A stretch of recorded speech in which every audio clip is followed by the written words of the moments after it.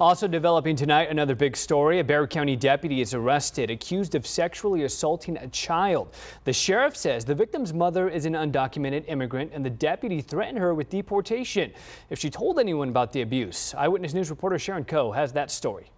An overnight investigation leads to the arrest of 47-year-old Jose Nunez. He's been with the Bexar County Sheriff's Office for 10 years as a detention deputy. When one person or persons individually demonstrate, as has happened in this case, that they're not worthy to be a part of this agency, then we're going to, quite frankly, get them out of here. We're going to cut them out like a cancer. The sheriff says last night, the victim's mother went to a fire station to get help after her child spoke up about the ongoing abuse. The details of the case are, quite frankly, heartbreaking, disturbing, disgusting, and infuriating all at the same time.